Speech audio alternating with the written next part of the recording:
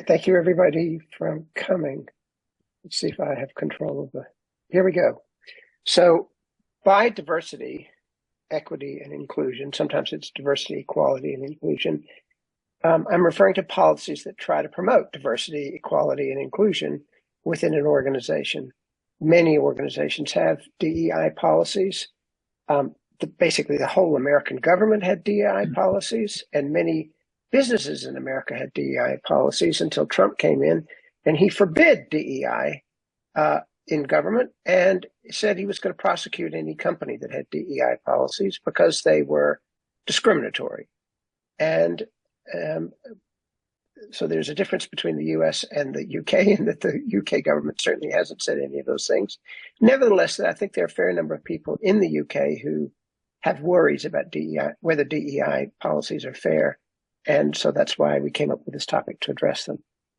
So first of all, I think I should just distinguish between three, you might say, strengths or grades of DEI policies. One would be that, let's say, a panel making a selection of a candidate for a job would think, other things being equal, we prefer to choose a candidate from some underrepresented group. And the underrepresented group could be, by underrepresented, I mean that the composition of the, let's say, our organization does not correlate very well with the composition of society. So the organization is much more male than society is. The organization might be have a much higher percentage of white people than the society. It's a much higher percentage of other groups than society. So the first policy might be, other things being equal, choose the candidate from an underrepresented group. Stronger than that would be, well, we have a preference for choosing a candidate from an underrepresented groups, even if other things aren't exactly equal. So this is a bit stronger emphasis on DEI. And then you could imagine the panel saying, absolutely, we are going to hire somebody from an underrepresented group. I mean, that is our goal, to hire somebody from an underrepresented group. And I don't know about you, but I confess I have been on panels that took one panel that took the first weaker policy, another panel that took the middle policy, and another panel that took the stronger policy. Okay, so why might DEI policies be good? Well, first of all, you could imagine an ethical argument for favoring diversity, equity, and inclusion, in that it combats prejudice and bias on the part of, let's say, a hiring panel, and thereby increases fairness to the candidates. And presumably this produces better, higher quality appointments. Now, of course, the prejudice might be unrecognized by the people on the panel. So it might be unconscious bias. And I guess I think that nobody still believes that there isn't such a thing as unconscious bias. It's so easy to design thought experiments which shows that there is. Indeed, probably in everybody, not just in some people, but everybody. But anyway, so one argument for DEI is that it helps combat prejudice and bias, and thereby increases fairness to the candidates. Now, some jurisdictions impose legal requirements favoring DEI. That was true in the US until Trump. But I'm not going to say anything more about legal requirements. I'm not an expert in law.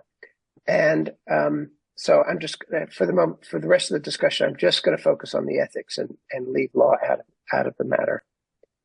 Now, DEI policies could well be thought to improve effectiveness in the organization, whatever the organization does, whether it's private sector, public sector, third sector, et cetera.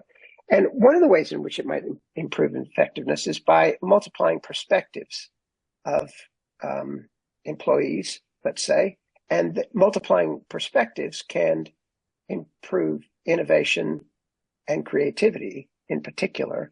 But also, it just might, in multiplying perspectives, might yield all sorts of insights that would be much harder to reach, or maybe even impossible to reach, without diversity, equity, and inclusion. So that's the first argument for effectiveness. The second argument is that having a more diversified workforce and indeed management in an organization might improve public relations by helping people more easily identify with the organization. So now I need to move to the next slide, but I'll keep talking. And the next slide is, why might diversity, equity, inclusion policies be thought bad? Well, so one argument against DEI policies is that they're discriminatory, and that's the argument that that Trump has mainly put forward. Then there also could be legal prohibitions on DEI that forbid DEI policies, but again, I won't say more about that. And another argument against DEI policies that has been put forward is that they would reduce effectiveness. I don't know whether you remember this, but back in March, when there was one of the crashes in the U.S. And it was blamed on air traffic controllers, and Trump immediately said, well, the air traffic controller in charge on this particular occasion was somebody who benefited from DEI policies in the past, and vilified this poor person. Turned out that was completely false, what Trump said, but that this person wasn't this person was a super achiever, not somebody who had been a beneficiary of DEI policies. Nevertheless, the argument may be put forward that DEI policies, particularly if they were very aggressively pursued, might reduce effectiveness. And then a second argument against them is that they might alienate existing or potential staff, customers, suppliers, investors, etc. So I think I've set out the arguments for and against. And here's my last slide. Whether DEI is needed to combat prejudice and bias depends on whether there's prejudice and bias that it can help overcome. So we identify a problem, and then that is prejudice and bias. And then the question is whether DEI will help overcome the prejudice and bias. Certainly it's intended to, but perhaps it needs quite a bit of fine tuning to make sure that it achieves its goal. Now, you might still think that DEI policies are unfair, and that's because somebody might say they're unfair because they focus on differences between people that are beyond the control of those people. And therefore they might be thought irrelevant to a narrow job specification. So suppose a company says, okay, we're going to try to hire a woman into this position. That is our goal. So they are using a form of DEI. We're going to try to hire a woman into this role because we think this, for the sake of it, we think this will improve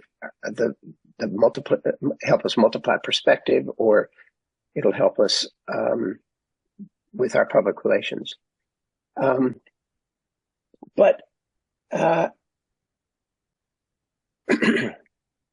you say, well, wait a minute. The fact that this other guy is not getting hired because he's a male, well, that's not something, obviously, he has much control over. And you might think it's unfair to focus on a characteristic of somebody that they don't have control over. So this is a common thought. But actually, I don't think that common thought will go very far. And that's because when you think about the other characteristics that you might focus on in candidates, they often are things beyond people's control. The fact that something's beyond somebody's control doesn't automatically mean that it's an unfair thing about the person to focus on. Okay, I'll be brief and stop there, but I'm sure people will come back with questions or objections in the discussion, and I'll hand over now to Liz. Thank you, Brad. Good afternoon, everyone. I'm Liz Mayers, as Gurpreet said earlier, co-founder of EDI Accreditation. We're a little bit like ISO for equality, diversity and inclusion. And whether you call it EDI, DEI or anything else, however you arrange the letters, it's all the same thing. So working particularly in the DEI space, I was delighted to be invited to take part in this conversation. And for me, the question had a very obvious answer. And it actually wasn't until Brad and I were having a conversation in preparation for today's session that I realized we had very different perspectives on the question, and that these differences in our perspectives highlighted for me where the real problem might actually lie. And for me, that stems from the perception versus the reality of what DEI actually is, or what it's meant to be. There we go. Oh, slides are working for me. Great. So our perceptions, as Brad touched on earlier, are created from lots of different sources. We've seen very negative headlines and rhetoric about DEI hires. I also mentioned the Trump statement. So the helicopter crash resulted in 67 people dying. And he made a very bold statement saying that it was as a result of DEI hires. And it absolutely wasn't. And there was no factual accuracy to his statement. And when he was called out on it, he said he just knew that was the cause because he has common sense. And so his personal bias became our headline news. And I think consciously or unconsciously, these type of headlines are absorbed and help us shape our perceptions. And so it became really clear as Brad and I were talking that for people that don't work in the DEI space, that actually perhaps it's perceived as positive discrimination, i.e. the diversity hires that we all hear about, and nothing really beyond beyond that. So before we get into the main question about whether I think DEI is fair, I'd like to dispel a couple of myths and talk about what EDI really is, or what it should be. So it isn't about giving someone unfair advantage. It's about ensuring no one is disadvantaged. So lots of our institutions and our processes and practices, like hiring and employment, were created centuries or decades ago, and they haven't evolved very much over the years. So when lots of them were designed, the population was less diverse. Women were supposed to stay at home, chained to the kitchen sink. Disabled people were confined to institutions, and it was still illegal to be gay in this country, never mind being married to someone the same sex. So there wasn't necessarily an intention to discriminate. They were just a reflection of the times that they were created in.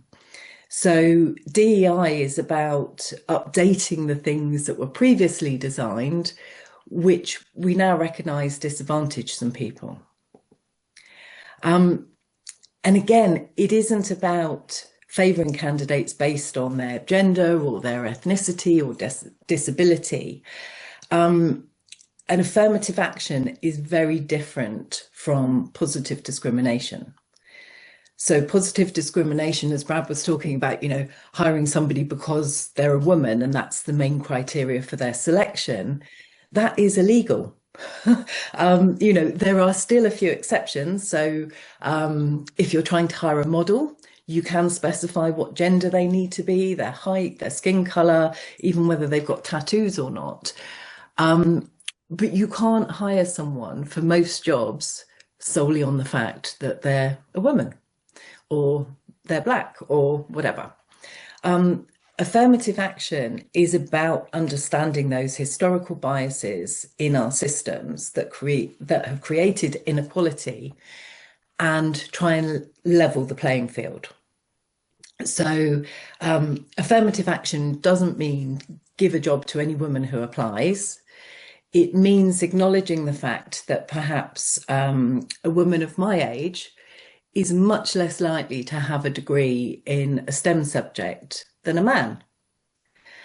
But I might have come into the IT industry via a different route, have 20 years experience under my belt and be just as brilliant and qualified to do the job as a man. But he's got the computer science degree from 20 years ago. So it's about recognizing that insisting candidates have that STEM degree really clearly disadvantages women, and actually anyone from perhaps a low socioeconomic group who didn't have that pathway available to them at the time. So just revisiting that criteria means that people who didn't go to university might now get an interview. And I should caveat that with, obviously, we're not talking about essential qualifications like for a doctor or a solicitor. That's still definitely a non-negotiable. And it's also never about optics over ability. Oops, sorry, I've gone too far. About optics over ability. It's just taking the time to consider how ability is actually achieved or measured by different people in different circumstances. So when DEI, EDI is done well, it actually benefits everyone, and it makes sure no one is disadvantaged or left out, which in turn creates the opportunity for genuine meritocracy. A really simple analogy for this is a wheelchair ramp. And actually, historically, there was no consideration given to people with mobility challenges. Architects, town planners, builders would not have been wheelchair users. So the world was designed and built by and for people who didn't have mobility challenges. Wasn't necessarily that they were intentionally choosing to discriminate. They'd just never had to consider how you get around if you can't walk, and they built what suited them. But I think we'd all agree now that actually an accessible building or adding a wheelchair ramp just means that everyone can get into the building. People with mobility issues aren't disadvantaged by it being there. They can still get in.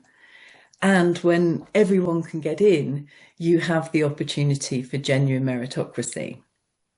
So, for example, if this door was the door to an interview, without the ramp, the wheelchair user couldn't even get in the room. So they wouldn't have a chance to demonstrate their merit, and the organisation wouldn't know about the potential skills and abilities they'd just missed out on.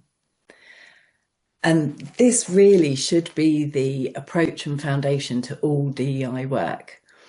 Understanding who's potentially been left out and why, and then leveling the playing field to stop them being treated unfairly or excluded in the future. And so if a meritocracy is what we all consider fair and are striving for, surely everyone should have equal chance to show their merit. One of the other common challenges that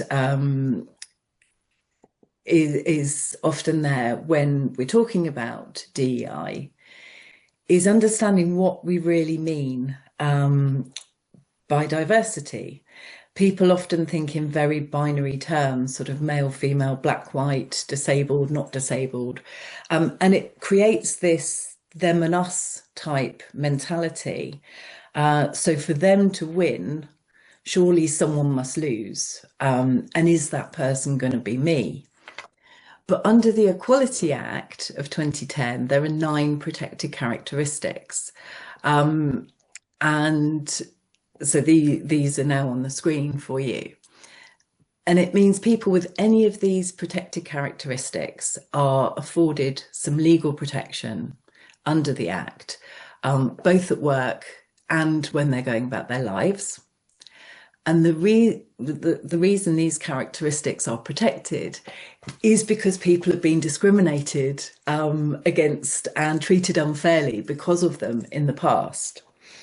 So the Act is now 15 years old, and we realise there are lots of other factors which create barriers for people too, perhaps neurodivergent conditions or socioeconomic background. So this isn't an exhaustive list, but it's a really good starting point.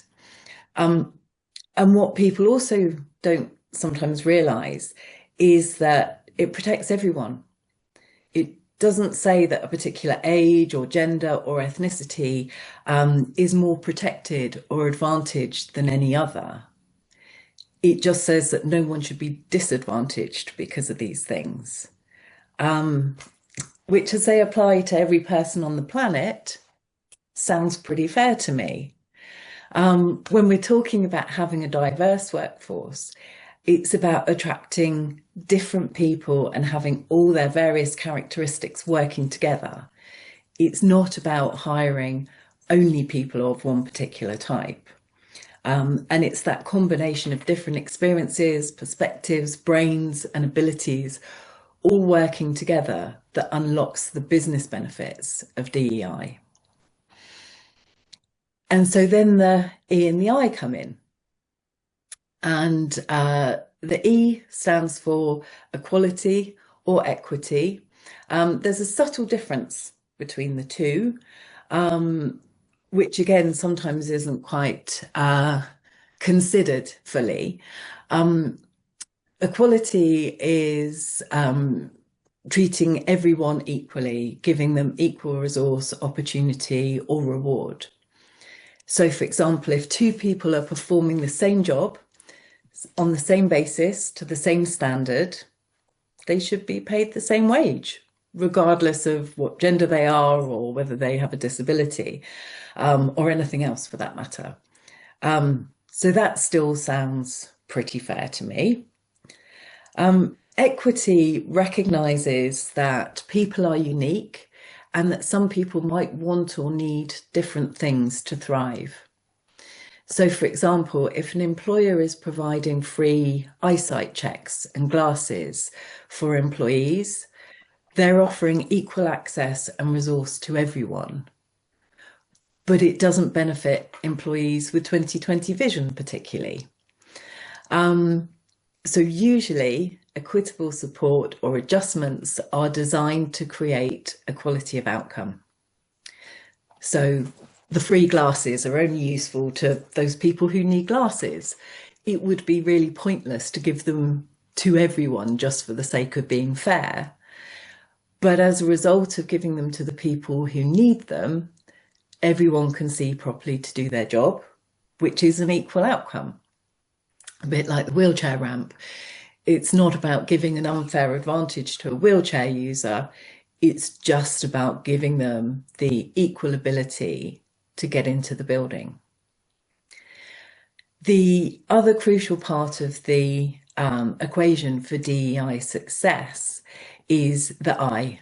Whoops, I've done it again, gone too far, is the I, and that's inclusion. And without inclusion, the business benefits still won't appear.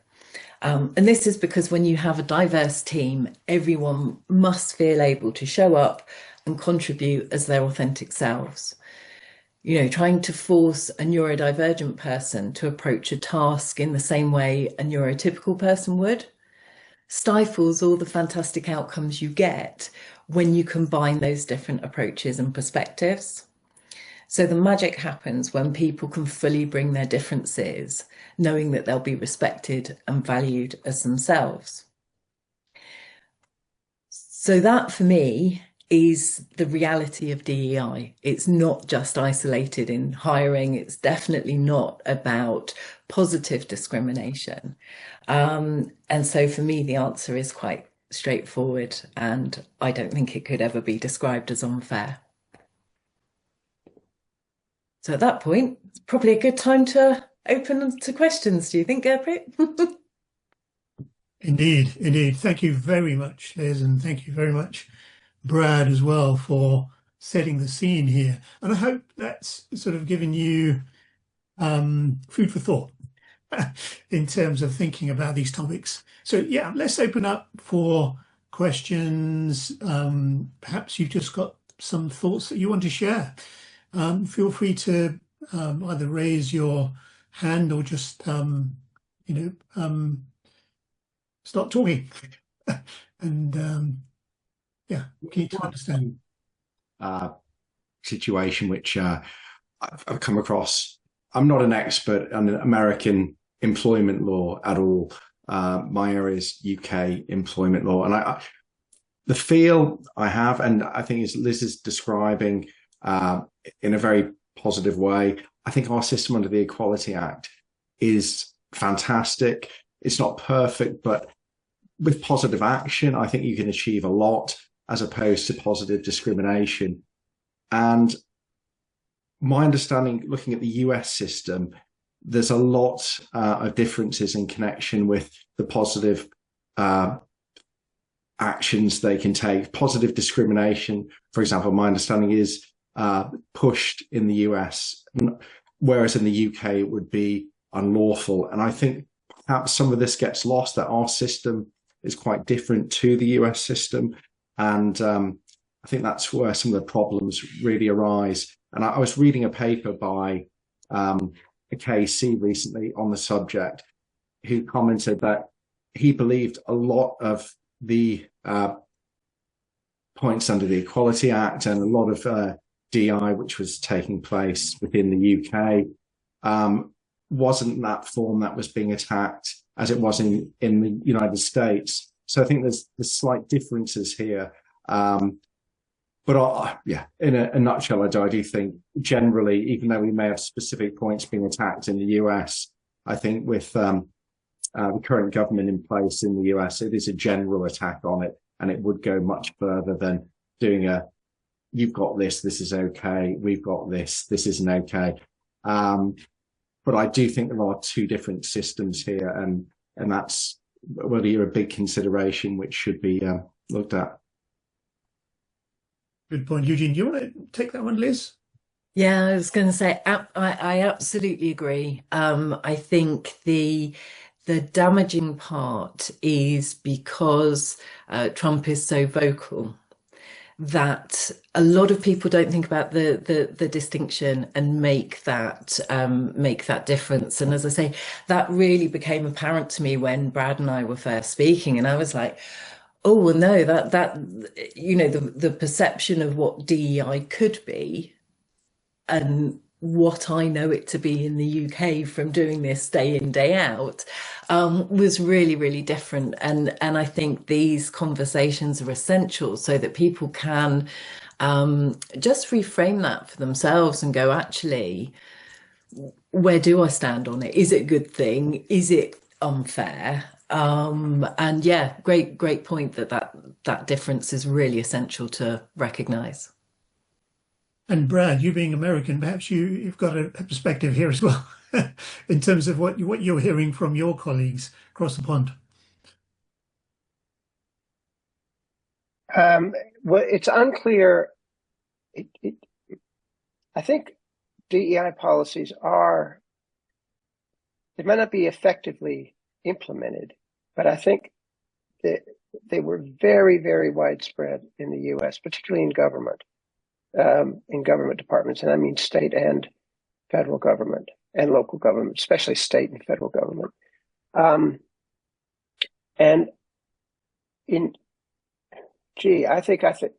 I think that in many cases they had very positive effects. For example, the integration of the police force used to be that you'd have basically a white police force in a black city, and there was a lot of community distrust of the police.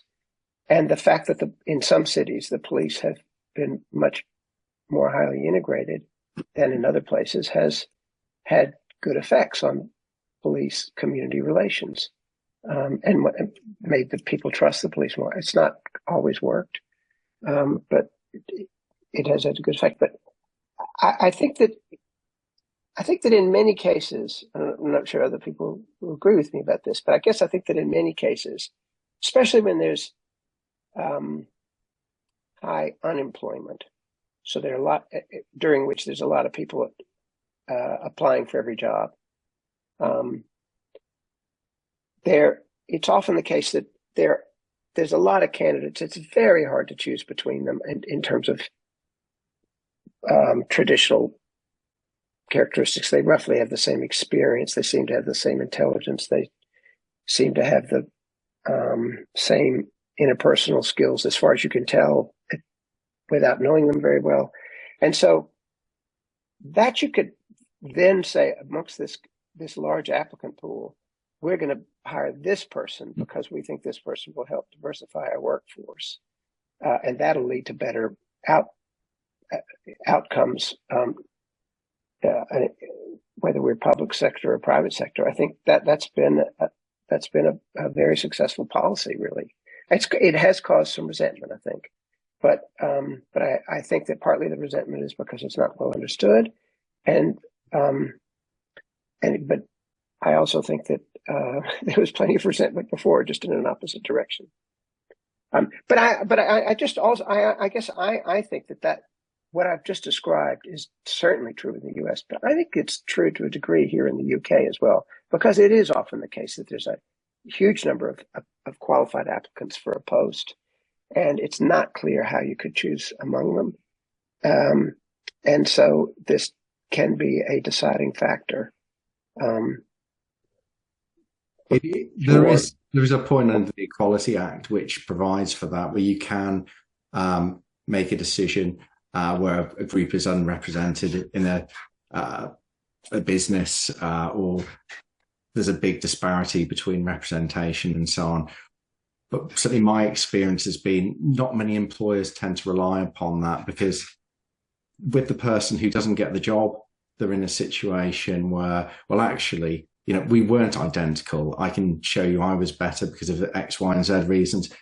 And there's that risk element. Also, I don't think it's very much a publicised point under the Equality Act, and not many people probably realise that there is a potential defence from that perspective. But I've not seen it used. And I understand the rationale behind it, and yeah, I accept that, and it makes sense to some degree. But it's not something you tend to see very often used, certainly in my experience within the UK. And before I founded the business, I spent almost 30 years working in recruitment and executive search, and so was very involved in hiring decisions and shortlisting and so on and so forth. And for me, one of the areas I used to be coaching my clients, I was saying, we need to get away from this mindset of cultural fit. Because what cultural fit normally means is we all think the same. We all feel the same. We have similar lived experience. We might have gone to the same unis. We might support the same football team or rugby team or whatever. And that cultural fit actually creates this more homogenous group of people where that diversity of thought, that diversity of experience is stifled. And so I used to suggest to clients that actually you should be looking at this as a cultural add. What are you missing? What perspective isn't represented? What part of the society, if you look at the makeup of your local town, and whether that's your customer base, your service users, however, whatever type of business you're in, is your team internally representative of the customers that you are serving? And if it's not, they should be. And that in itself should be a requirement of the job, to have that responsive element that really mirrors the customers that you're serving. And so I think that whole, oh, well, it's not fair favoritism thing is actually, well, sometimes that feeling comes from the group that have historically been very favored and that have benefited from that cultural fit of being more of the same.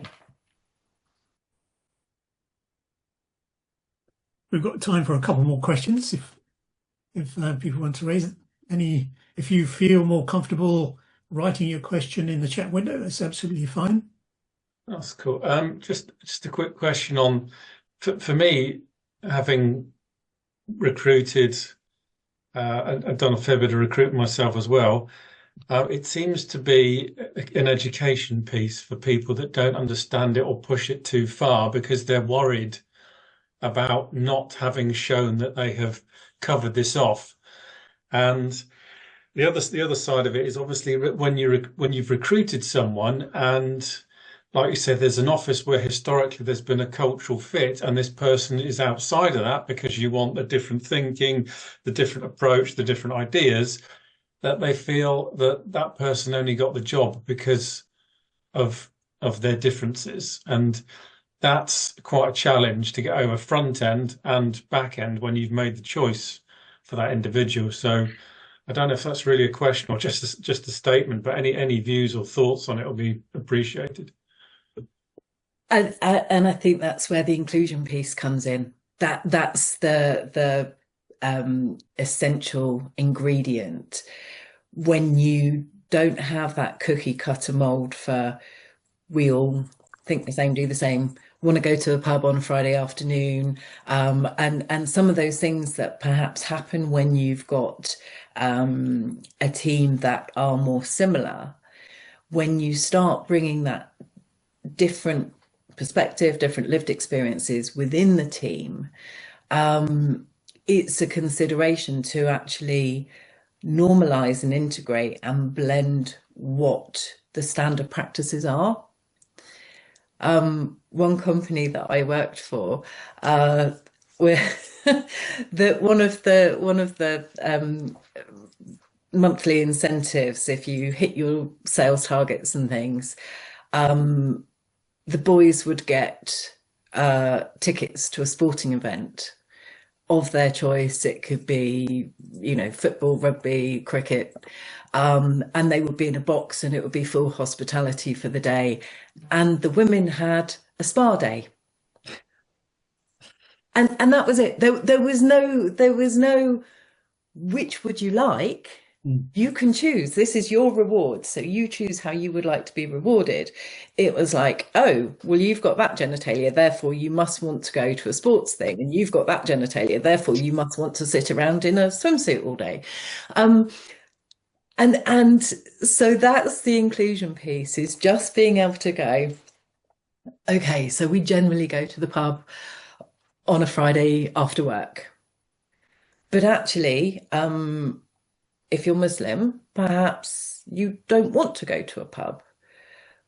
But also, if you're not Muslim, but you are giving up alcohol for health reasons or because alcohol was not a healthy balance in your life, then again, it also makes it quite difficult to buck those norms and do something different. So creating that environment where people, for whatever their reason, can say, actually, instead of going to the pub, why don't we go and play crazy golf? Why don't we go axe throwing? Or it creates that much more inclusive culture where perhaps those characteristics are less of a focus. Brilliant. Well, thank you, audience, and Liz and Brad, for a wonderful session. We've come to the end of almost to the end of the slot. I'm just going to start share one final slide. So yes, thank you very much. And we're really keen to get your feedback on this session. So in the top right-hand corner of this slide, you'll see a QR code. And if you click on that, it'll take you to a very short, it won't take more than a minute, evaluation form for this event. We'd love to get your feedback on it. We'd also love to have you attend some of our other events. So if you go to our events page, have a look there, you'll see there are lots of different things that we're doing, and we'd love to see you again. If you sign up to our mailing list, we'll make sure you're kept up to date on what's happening. We are on social media, so do track us on that. And we will have a recording of this also on our YouTube channel. So just search for Ethical Reading on YouTube. We have various programs. One of those is around trees for Reading, so greening the urban areas, particularly inner city schools and so on. So if you'd like to donate to that, you can. And also, we're always looking for volunteers. So if you have a few hours spare that you can support us, then that would be wonderful too. So once again, please join me in thanking Liz and Brad for the session today. Thank you. Thank you. And we look forward to seeing you again.